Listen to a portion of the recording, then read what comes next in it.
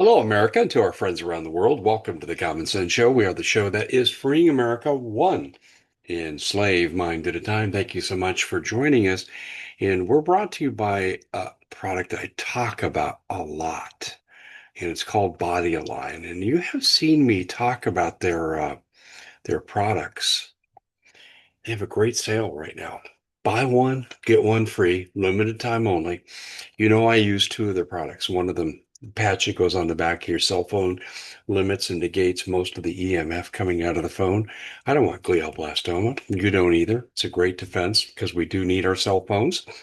And then, of course, I use the energy band. Don't wear it when you go to bed. It will keep you awake. I've made that mistake, but it's all natural and it's all based on frequency, which is the rage in all of healthcare right now. They also have the sleep patch, the pain patch. Great stuff right now. And like I said, buy one, get one free. Go to bodyalign.com/Dave Hodges.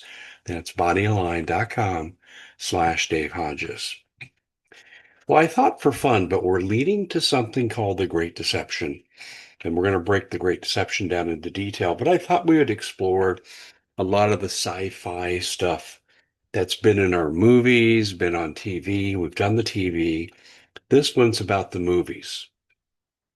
And I want to give a disclaimer. When I didn't include TV's greatest shows for sci-fi, Stargate SG-1, I would agree if it was science fiction, that'd have been number one at the top of my list. And then the original, Kurt Russell, SG-1, the movie, that ended up being the TV show. Same reason I don't rank that. Reason? The key word here is science. Here you go. Fiction. We've exposed enough about DARPA and time travel. We know the open experiments that have been done successfully in teleportation. It's not science fiction, it's science fact. So I didn't include Stargate SG-1. And some people wrote to me, and I thought legitimate concern. Dave, you should have included that. Didn't you just love that show? Oh, I did. I did. I probably have seen every episode at one time or another, but it's not fiction. We think it was created with CIA dialogue too. A lot of reasons behind that. But anyway, let's get into the top the top movies that are sci-fi of all time. Number one, They Live. 1988 movie I saw, and I was laughing through the first 5 minutes. And then it got really interesting. Aliens meeting back room with humans, kind of like a world-class trilateral commission kind of deal, as it reminds me of. And they were talking about how they were taking over the planet with the help of their human co-conspirators. And you could only see these aliens if you wore special sunglasses. And then you'd see all the propaganda signs around too, as well. Interesting movie. Not terribly realistic, but suspenseful, well played out, and to show you how you can get caught up in a conspiracy that's real without meaning to. Although I still think that is science fiction. The next movie, number two, The Arrival. Charlie Sheen. I think his best performance ever. In this movie, aliens come to Earth. They want to take over the Earth. So they're going to gradually heat the Earth up. And like the frog in the boiling pot, humans will one day become extinct. But they're also furthering their agenda to heat the planet up by putting people in key positions inside our government and industry. And then as Charlie Sheen tracks down the aliens, he goes to a remote location in Central America and actually watches how they transform an ugly alien into a presentable human being. Interesting, the frog in the boiling pot concept, an interesting way of taking over without military conflict. It was a good movie, very well done. Very well thought out. Good plot. Number three on the list, The Day the Earth Stood Still. I've talked about this movie in passing before in previous broadcasts, and I absolutely love the movie. Loved it. I've probably watched it 3 or 4 times through the years. Actor Michael Rennie plays an alien that comes to Earth to deliver a message.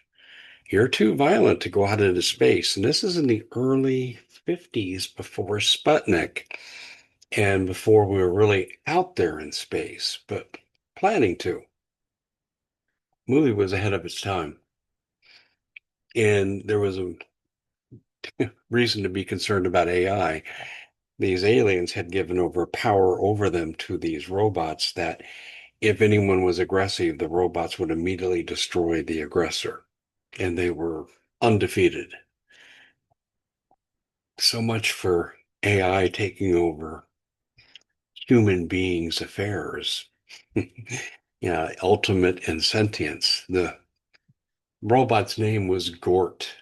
And as American troops showed a little hostility towards the alien when he landed, Gort took out a couple tanks, some soldiers with rifles, and yeah, it was really a movie way ahead of its time. But the key phrase in that movie and the key event was what the main actor said to the so-called leaders of the earth. We don't care what kind of nonsense you do on your planet, how you're violent, how you run your affairs is your business. But the minute you take your your warlike ways out into space, this robot will stop you. It will turn your planet into a burned out cinder. Hmm. You have to wonder, in the realm of possibility, could there be an alien civilization that could do such a thing? It's certainly thought provoking, but the movie also showed something else, what could be perceived with fear and potential hostility. Well, a young boy and his mother befriended the alien, helped him when he was in dire straits. It just goes to show you everyone can be friends with anyone else. It was really an interesting movie. A lot of really important themes. The Day the Earth Stood Still. Then another movie, somewhat based on science fiction for its time, it came out in the 70s and it was called Rollerball. And it was a high-tech society, so this is what makes it technically science fiction, and didn't deal with aliens, dealt with autocratic government, where the star, the Michael Jordan, if you will, of his day of this game called Rollerball, his wife was plucked away from him on a social pecking order from a city planner in Italy. What? Hell yeah. Nothing was yours. It was the first time I had really seen in a modern era depiction projected out even beyond our time frame here in 2025, but projected out to where you'll own nothing and love it. And it was the idea was presented to us in a 1976 movie, almost 50 years ahead of the World Economic Forum statement. You'll own nothing and love it. Yuval Harari, right? Assistant to Klaus Schwab, making that claim, really borne out in that movie. Individuality wiped out, social credit to the max. It wasn't 15-minute cities per se, but everything was scripted like what we've heard in some of what we fear. And it was 50 years ago.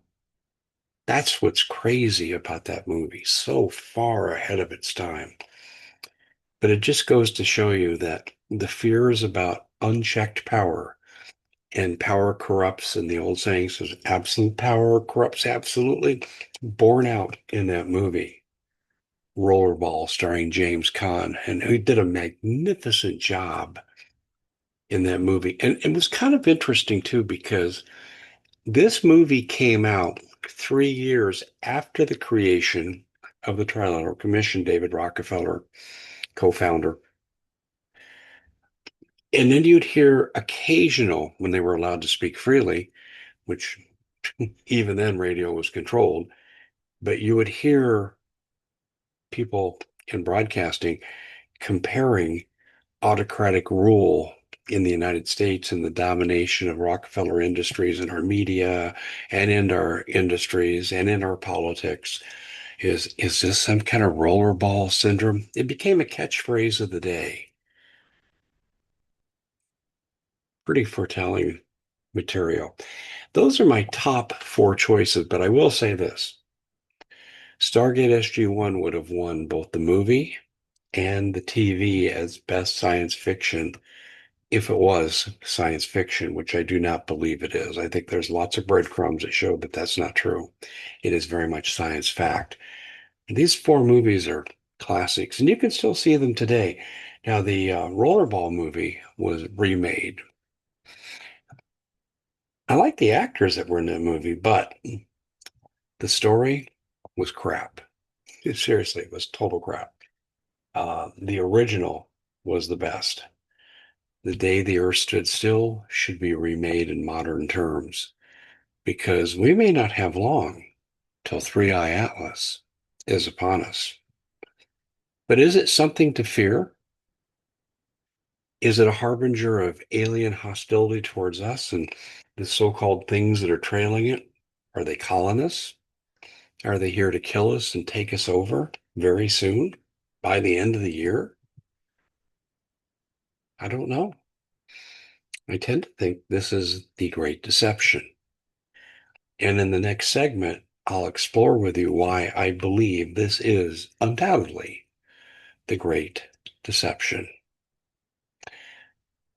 I hope you've enjoyed these two forays into science fiction. We're going to expand it into something I call spiritual reality. Stay tuned. There's more.